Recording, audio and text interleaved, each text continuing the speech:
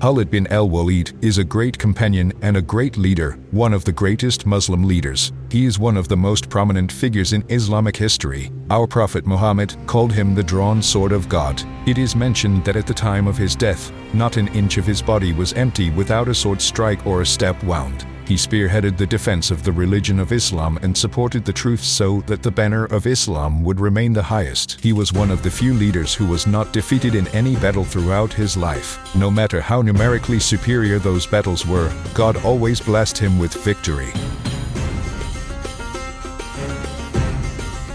He is Khalid bin Al-Walid bin Al-Mughira al-Makhzumi al-Qurashi. He was nicknamed Abu Sulaiman or Abu al-Walid, and his lineage coincides with Prophet Muhammad in Mar bin Kabi.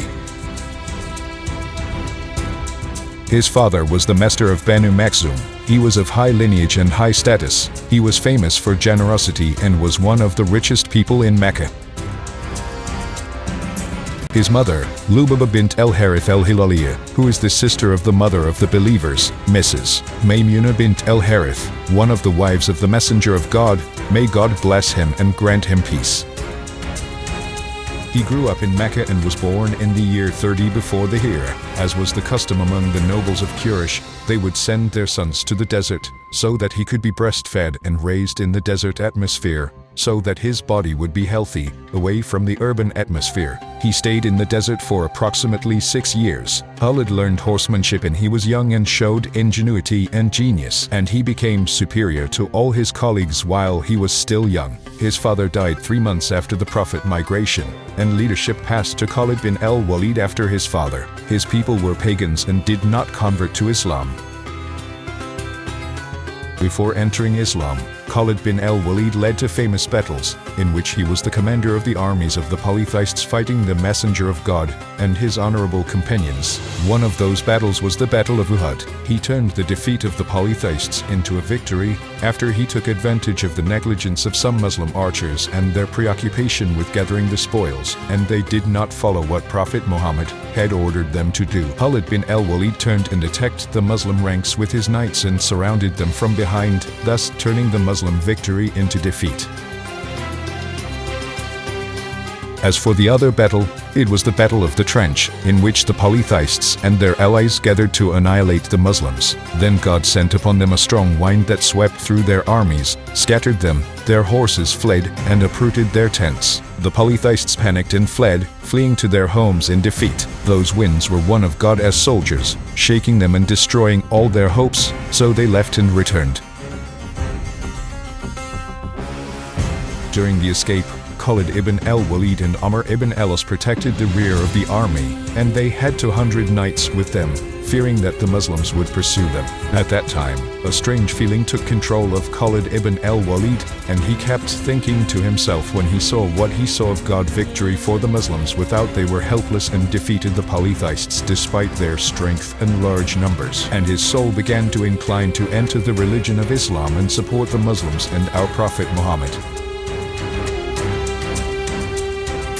At that time, Khalid bin Al-Walid brother, namely, Al-Walid bin Al-Walid bin Al-Mughira, had converted to Islam, so he sent a message to his brother Khalid, a message inviting him to enter Islam, and to realize what he had missed, and told him that Prophet Muhammad had such things to say about him. Khalid is ignorant of Islam, and if he had made his support of the Muslims over the polytheists, it would have been better for him, and he would have taken precedence over others. Khalid has reason and wisdom and will lead him to the straight path. Khalid bin Al-Walid was influenced by his brother's words, and he resolved to go to Medina to declare his conversion to Islam. On the way to Medina, he met Amr bin al-As, who was also going to Medina to announce his conversion to Islam. So they accompanied each other and headed towards Medina, and God blessed them with Islam. At that time, Prophet Muhammad said, "Mecca has delivered to us the pieces of its liver." For their conversion to Islam was a victory for Muslims and their strength over their enemies.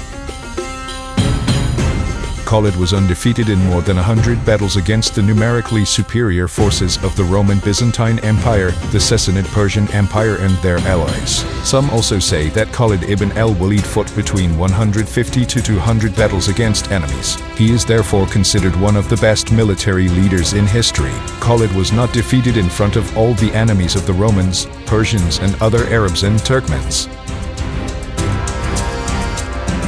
Khalid bin Al-Walid assumed the leadership of some raids during the life of Prophet Muhammad and won a great victory in them.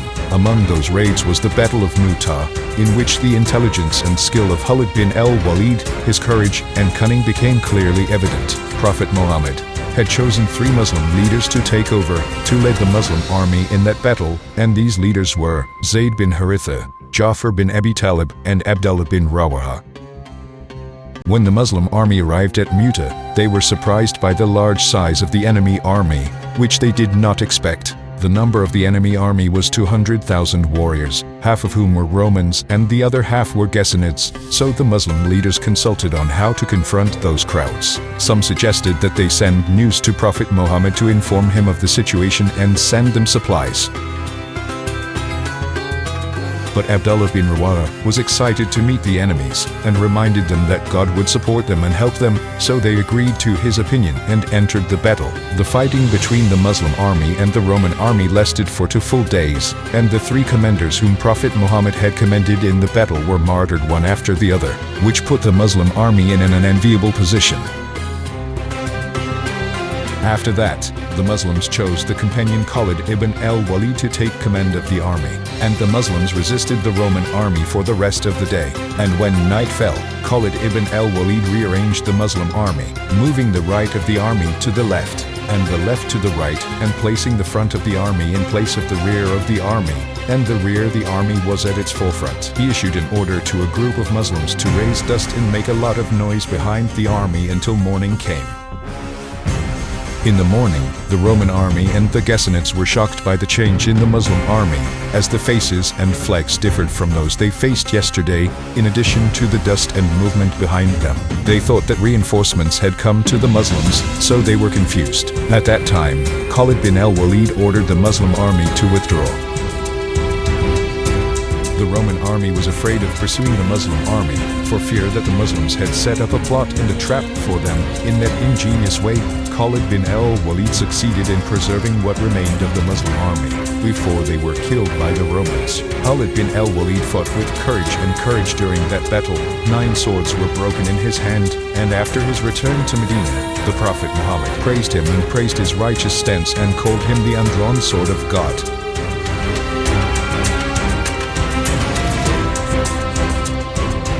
A few days after the conquest of Mecca, Khalid bin Al-Walid, by order of Prophet Muhammad, went with a group of Muslim knights to the Kaaba to break the idols that the polytheists were worshipping. Khalid bin Al-Walid demolished with his sword the idol of Al-Uzza, which his father Al-Walid bin Al-Mughira used to worship.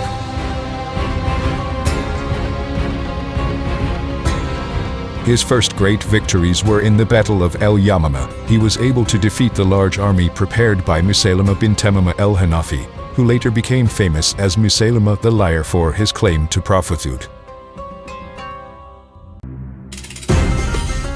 Khalid bin Al-Walid also achieved a great victory that is considered one of the greatest miracles in the history of battles. As the great leader, Khalid bin Al-Walid was able to erase the Roman Sultanate from the lands of Palestine, the Levant and North Africa, and conquer the Persian state, and that was in a period of only 7 years. In the 12th year of the Hijra, that is, 1 year after Prophet Muhammad moved to the Supreme Comrade, and after the end of his mission in the Wars of Apostasy, the great commander Khalid bin Al-Walid headed at the head of the Muslim army, heading to Iraq. The great companion Khalid bin Al-Walid met the Persian armies in 16 battles, and God granted him victory over them. In them, he demonstrated his skill in the martial arts, his mastery of them, and good leadership, even though in many of those battles the Muslim armies did not exceed a tenth of the Persian army. He used to broadcast in the hearts of his soldiers had good trust in God and faith in him, so their victory stemmed from their faith in God alone, who has no partners. Khalid bin Al-Walid once sent a letter to Hormuz, the commander of the Persian army, and wrote to him, "I have brought you a people who love martyrdom for the sake of God Almighty, just as you love life." In one of the invasions, the Persian commander, Karin ibn Karianis, requested, before the start of the battle, that he duel the commander of the Muslim army, Khalid ibn Al-Walid. He granted his request, and the duel ended with the defeat and killing of the Persian commander. The Persian army withdrew without a fight. Khalid ibn al-Walid's victories were many, as he defeated the army of the Persians, the Romans in the Battle of Dumat el-Jandal, then headed towards the Levant, where he fought a decisive battle between him and the Romans in the Battle of Yarmouk. The number of Romans killed in that battle reached 80,000. Hercules, the commander of the Romans at that time, leaving the Levant, said with his famous said phrase, "Goodbye, O Levant, goodbye," and there will be no meeting after that, because he witnessed the strength of the Muslims, the strength of their determination, and their adherence to their religion. However, the Romans fortified themselves in their castles in the city of Kinnisrin, that city surrounded by fortresses in the Levant, and they refused to submit to Khalid bin Al-Walid after that. If he besieged their castles, Khalid bin Al-Walid said his famous saying, "If you were in the clouds, God Almighty would carry us to you, or bring you down to us." How strong was Khalid bin Al-Walid's faith in God Almighty and his confidence in God promised to the believers of victory, and indeed Khalid bin Al-Walid succeeded in storming the Roman fortresses with his army. He defeated them and God gave him victory over them. The commander of the faithful, Omar ibn al-Khattab, feared that people would be fascinated by Khalid bin al-Walid after he heard that when people know that Khalid is the one who leads them in the battle, they say we won. So he decided to isolate him from the army leadership so that they depend on God Almighty alone, and that God is the cause of victory alone, and not the courage and strength of Khalid bin al-Walid.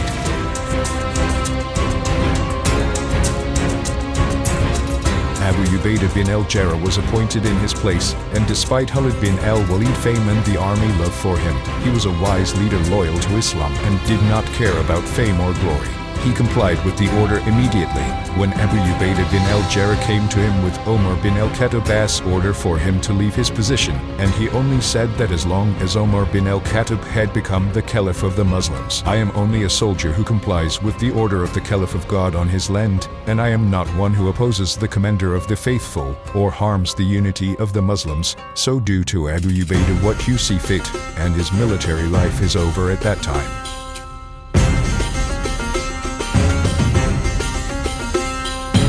Khalid bin al-Walid forgot his victories and his fame, which he considered to be the right of all Muslims and not his alone. Omar bin al-Khattab said to him, "O Khalid, by God, you are generous, and you are beloved to me."